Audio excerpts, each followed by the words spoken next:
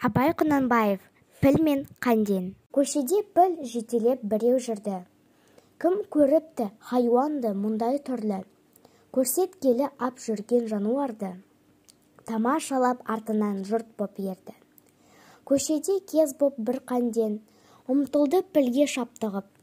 Шаңқылдап үрді ерленіп, тартынбай ұрса жан шығып. Қанденге бір ит кезей боп, деді, әліңді білсеңші, пілмен ұрсар сиқын жоқ.